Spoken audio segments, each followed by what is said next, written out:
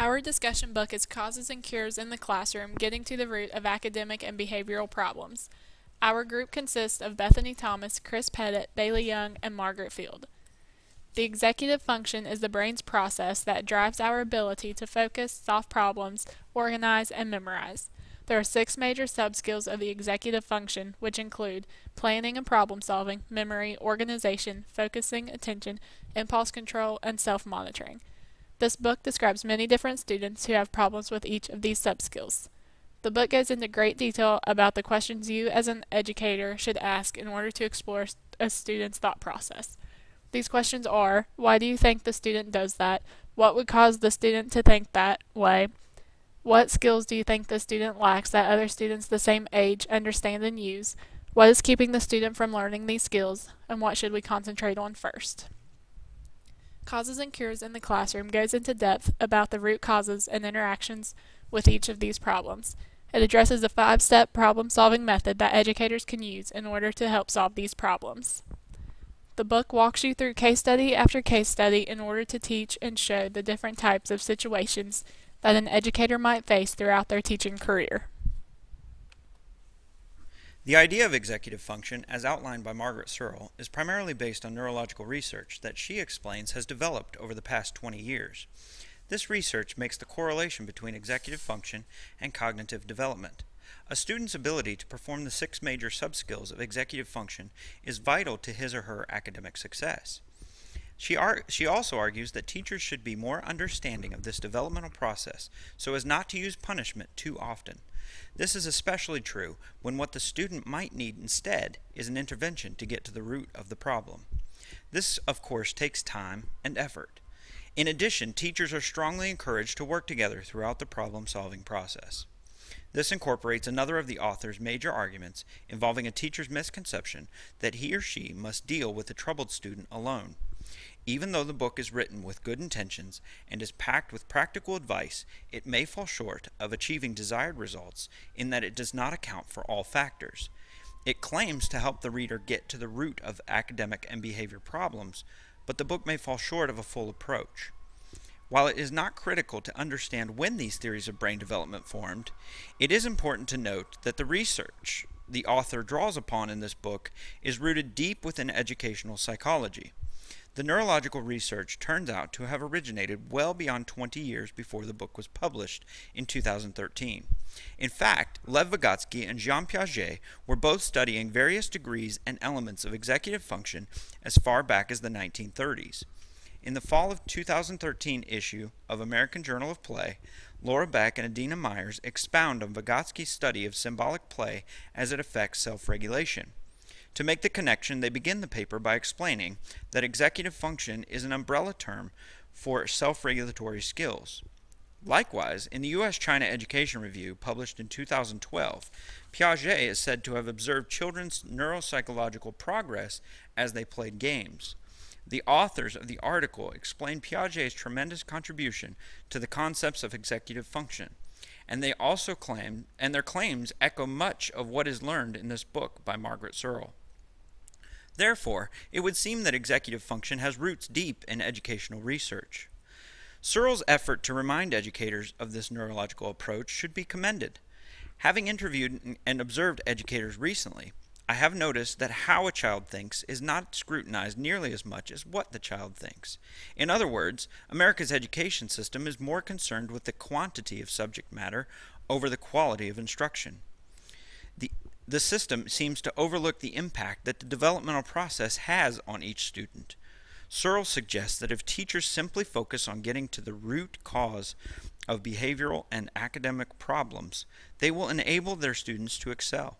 By identifying a deficient subskill that a student may display, educators can spend their time guiding that student rather than punishing him or her for things such as repeated mistakes in class or unfinished homework.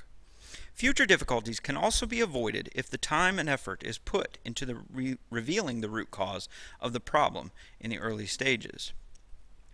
Yet all of the talk about time and effort that an educator must invest into this process is probably a couple of the very reasons so many teachers avoid it. I mean, isn't it easier to reprimand a student for not completing homework than it is to find out if that student might have trouble with impulse control or poor planning? Isn't it less work to secretly assume that a child has ADHD than it is to seek different methods of assisting him or her in focusing attention? Part of Margaret Searle's passion for education comes out in this book as she gently petitions teachers to avoid complacency. She thoroughly explains how to be vigilant in each of the areas of executive function and even provides a 5-step practical problem-solving process. Another concern teachers may have in light of Searle's direction is the idea of having to face this daunting task alone. However, the author makes it very clear that the entire exercise should not be attempted without help. As a matter of fact, in each chapter's case study, Searle includes a coach that works with a teacher in order to analyze the exact issue. She also suggests that there needs to be cooperation between teachers and the family of each student in order to be successful in facilitating change. In a perfect world with perfect education system, including unlimited time and resources, Margaret Searle's methods and beliefs seem above reproach. However, finding time for additional staff meetings and/or parent conferences may prove to be more of a challenge than it appears in this book. In addition, Searle writes about each scenario as if all of the participants are willing and desire the same results. Let's face it, in order to successfully employ Searle's method, a certain level of cooperation must exist between school, parents, and student. Another hole in the author's arguments is that she implies that all academic and behavior problems have some link to executive function. Even though I am convinced that the methods outlined in this book are valuable, it does not seem to account for all scenarios.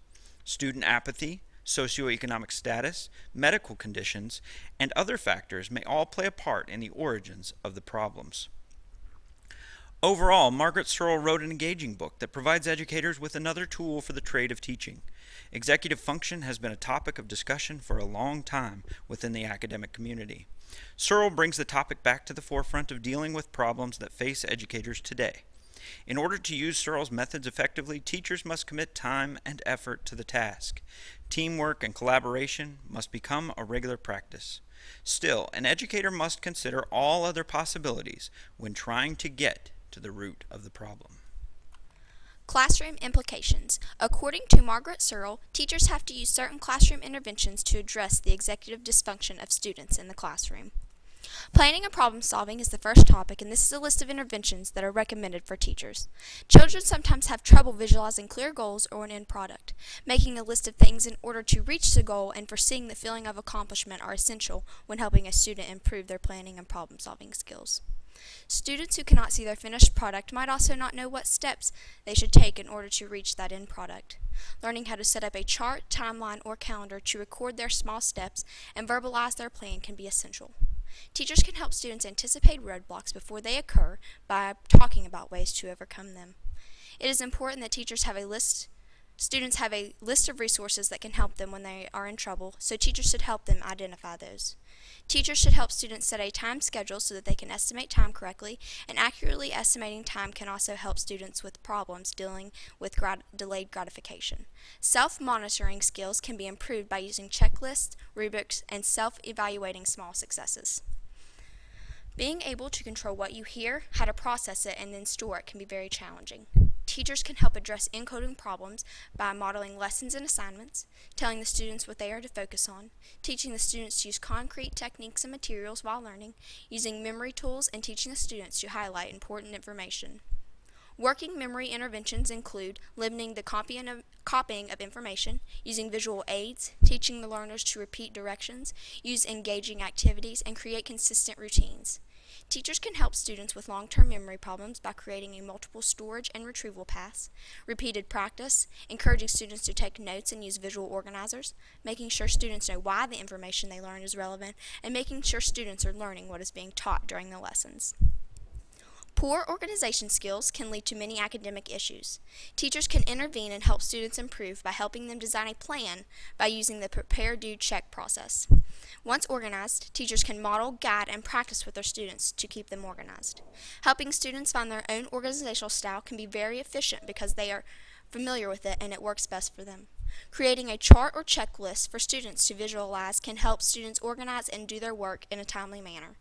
Teachers should balance between the amount of time of help and guidance that they give students to promote independence because it allows them to organize and think independently.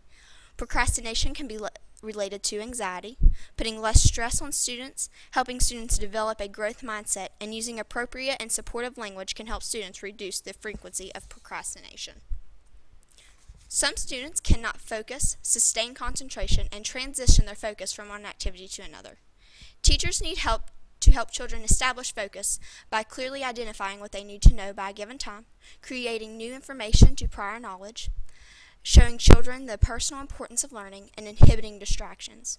Once you have a child's attention, a teacher must keep it.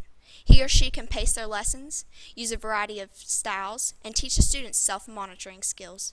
Students with transition problems need assistance when trying to refocus their attention.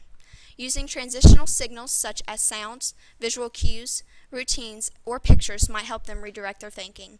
Reducing the stress of transitions, using visual steps for planning transitions, and teaching the transfer of skills to different situations and environments can also improve the child's ability to transition their focus effectively.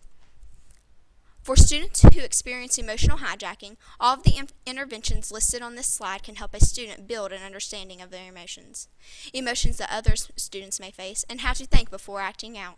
Teachers can help their students learn to manage emotions by reading body skills and identifying emotional triggers and learning what anchors those triggers, because it is important when learning how to control impulses.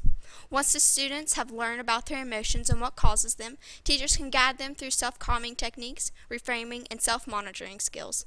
Students also need to learn about their peers' emotions, and teachers can facilitate this learning by allowing them to practice collaboration skills and establishing routines to build these emotional interactions. Do children living in poverty have low executive function disabilities?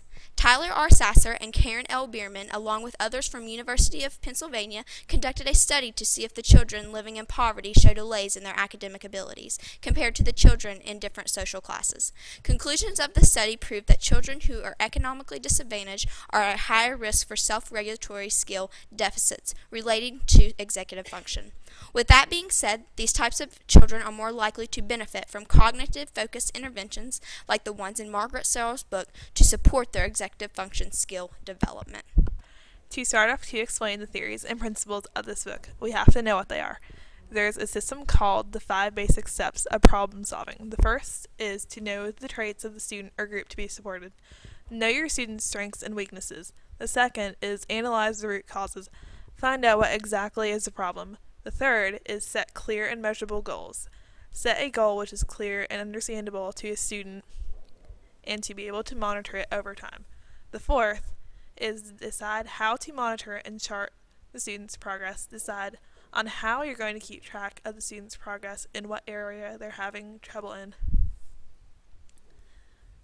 And the last step is compose intervention options and select a plan. Each chapter of this book has a case study which applies the 5 basic steps of problem solving. For example, Chapter 1 will be titled 5-Step Problem Solving Case Study, Poor Planning and Problem Solving, which would have each of the 5 steps and a particular student and what their problem is and explains what is going on. The 5 steps mentioned and outlined are on the slide. Also, this discusses large group application, which is how a teacher would apply the strategies enlisted in this chapter to their students.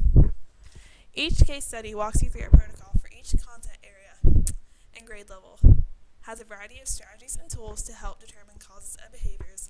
The 5-step protocol helps educators identify and address academic and behavior issues.